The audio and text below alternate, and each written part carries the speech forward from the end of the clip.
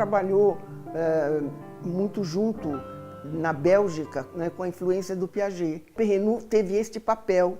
Ele formulou um conceito de competência que pedagogicamente é funcional para as pessoas que estão no dia a dia da sala de aula. E o Perrenot se deu também ao trabalho de divulgar muito o pensamento dele. Então ele fez muita palestra, ele deu muita conferência, ele escreveu muitos livros, de modo que ele conseguiu fazer com que o pensamento dele penetrasse num número significativo de pessoas que trabalham na escola, na educação escolar, etc. Então, nesse sentido é que eu também acho que ele é importante, porque ele não é hermético, ele conseguiu atingir os professores e os educadores com uma linguagem razoavelmente acessível.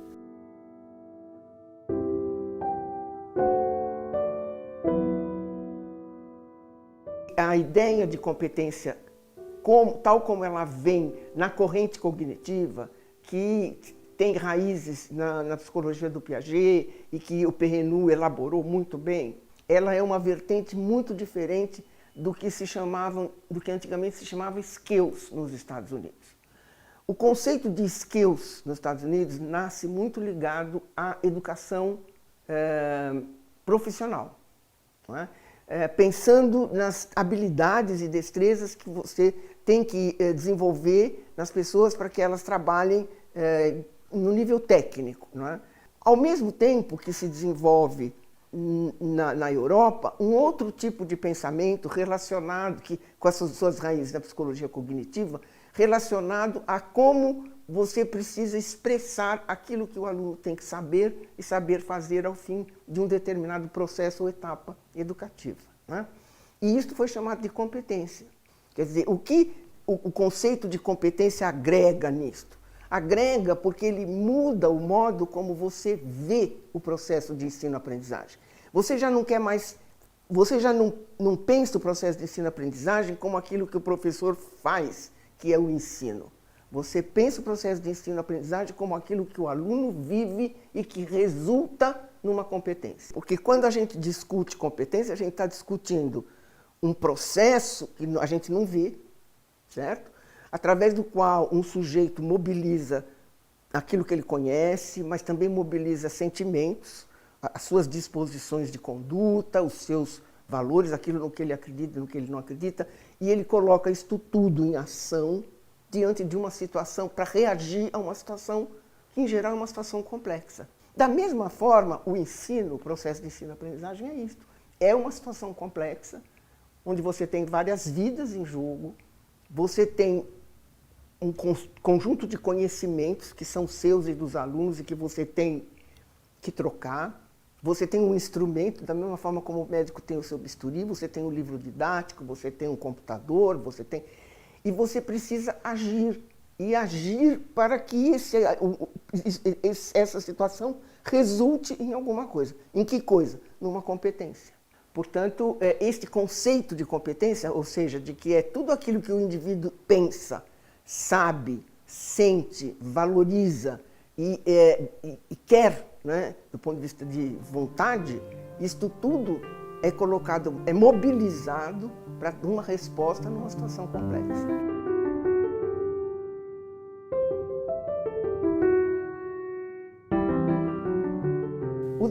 O que se chama de desenvolvimento integral hoje é o que Sócrates chamava quando ele dialogava com Protágoras na Grécia. Não é muito diferente, certo? Educação integral tem sido um objetivo dos educadores ao longo de séculos.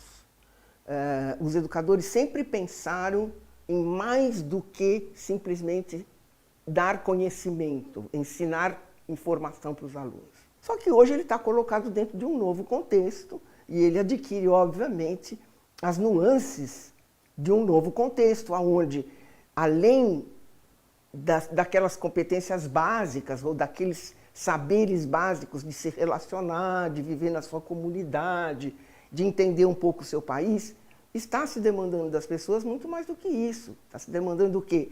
Competência de entender o mundo, de saber o que é a globalização e de como se colocar nisso, de entender o seu lugar e o seu caminho nesta complexidade que se tornou a sociedade do conhecimento, de saber lidar com os conflitos que essa sociedade tem, conflitos raciais, conflitos de gênero, conflitos de vários tipos de choques de identidades. Então, isto tudo, junto com os grandes desafios que vão ser colocados de desenvolvimento sustentável, de conseguir eliminar ou atenuar as tensões do mundo moderno, que nós estamos chamando das competências globais ou as competências do século XXI, hoje elas são, digamos assim, o grande manto debaixo do qual está o conceito de educação integral.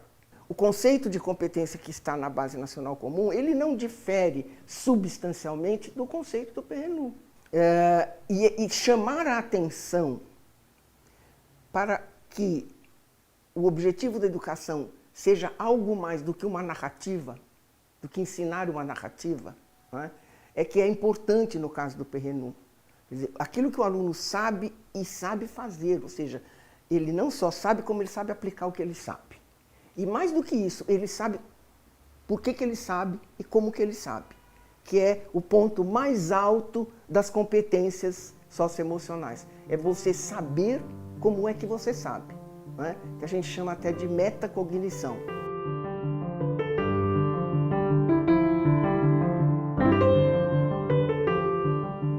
Olha, ele fala das 10 competências para ensinar, que é um livro dele que vale a pena ler todo, mas ele insiste muito nas competências do professor como aquele indivíduo que ele dá uma orquestração ao processo de ensino-aprendizagem.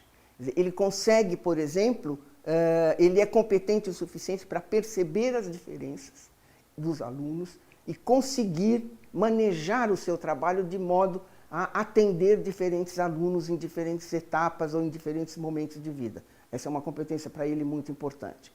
Acho que a outra competência que ele insiste muito é do professor que sabe fazer a transposição didática, quer dizer, que domina aquilo que ele vai ensinar. Quer dizer, o professor que tem o conhecimento pedagógico do conteúdo, ele não só sabe o conteúdo, mas ele sabe como é que se aprende esse conteúdo e, consequentemente, como é que se deve ensinar esse conteúdo.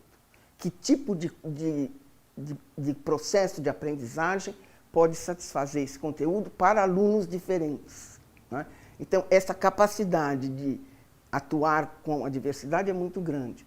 E eu acho que o pensamento do PNUD se resume muito bem no título de um livro que ele tem, que eu gosto muito, que chama Ensinar, Agir na Urgência e Decidir na Incerteza, que mostra como é complexa a situação.